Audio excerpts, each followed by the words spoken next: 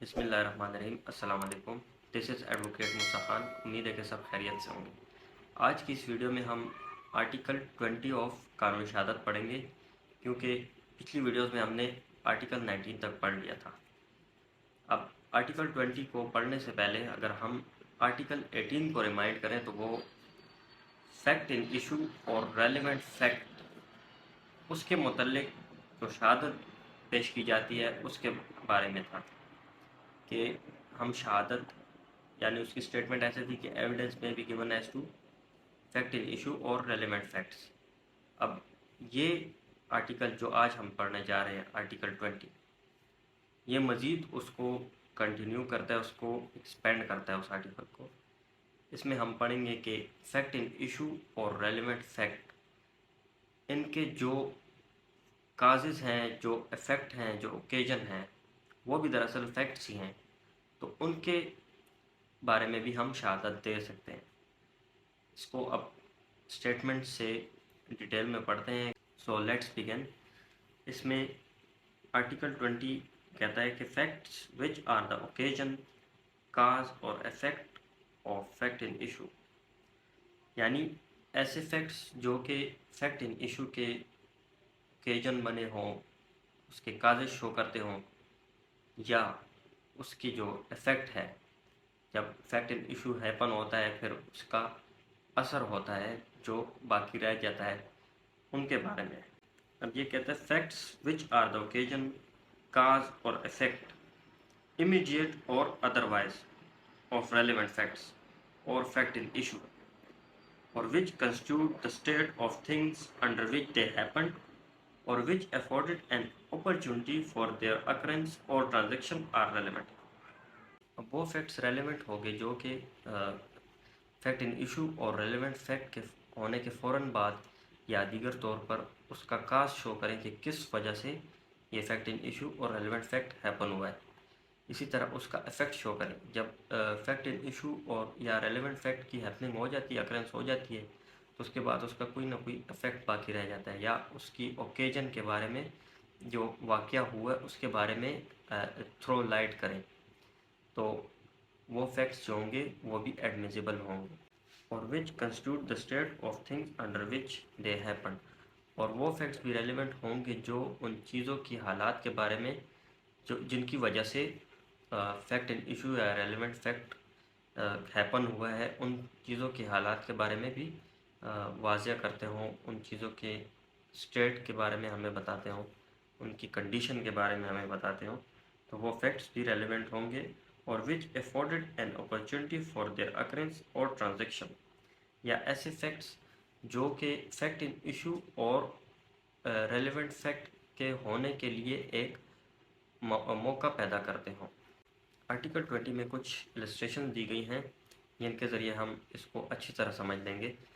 Article 20 की first illustration पढ़ते हैं कि the question is whether A rob B, यानी कोर्ट को डिटरमिन करना है कि ए ने रॉबरी की है, बी को लूटा है, तो the fact that shortly before the robbery B went to a fair with money in his possession. तो अब ये फैक्ट के रॉबरी होने से, उसकी बी की लूट मार होने से थोड़ी देर पहले वो एक मेले में गया था और उसके पास कुछ पैसे थे, कुछ रकम थी, तो उसने क्या किया फिर, and that he showed it और mention the fact that he had it, तो उसने या तो वो पैसे दिखाए हैं और या उसने ये फैक्ट बताया है कि मेरे पास पैसे मौजूद हैं। To the third person are relevant. अब ये अपॉर्चुनिटी के ज़ुमरे में भी आता है कि उसने अपॉर्चुनिटी दी है थर्ड पर्सन को, कि वो उसको इल्म हो गया, तो उसको तो मौका मिल गया है कि वो उसकी लूट मार करे या उसकी रॉबरी करे। इसी तरह इलस्ट्रेशन बी देखते हैं कि the question is whether A murdered B. अब ये क्वेश्चन डिटरमिन करना है कि ए ने बी को कत्ल किया है, तो marks on the ground produced by a struggle at or near the place where the murder was committed are relevant facts। अब ज़मीन पर कुछ निशान मौजूद हैं जो कि उस लड़ाई के दौरान, या अगर कोई हाथापाई हुई है तो उसके दौरान, या अगर खून बह जाता है तो खून गिर गया है ज़मीन पर, या वो जो एक दूसरे को छुड़ाने के स्ट्रगल के जो निशान होते हैं ज़मीन पर, अक्सर जूतियों के निशान होते हैं। जिस तरह के किसी चीज़ को घसीटा जाए, उसी तरह किसी इंसान को जूतियों समेत घसीटा जाए, उसके निशान हो सकते हैं। तो वो तमाम जो हैं रेलिवेंट फैक्ट्स होंगे। अब इलस्ट्रेशन सी है, the question is whether A poison B. तो the state of B's health before the symptom ascribe to poison and habits of B known to A, which offered an opportunity for the administration of poison are relevant facts.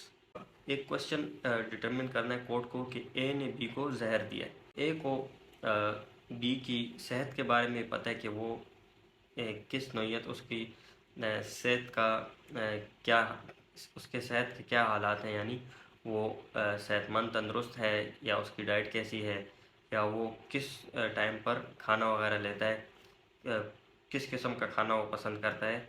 अगर वो पड़ा हो तो वो रह नहीं सकता उस खाने के बगैर। अब उसने आगे जाके एडमिनिस्टर करना है जहर को। तो अगर ये चीज़ें उसको पता हैं, बी की हैबिट्स के बारे में पता है या उसकी सेहत के बारे में पता है, कि फिर वो किस क्वांटिटी में और किस किस्म का जहर उसको दे ताकि उसकी मौत के लिए वो काफ़ी हो।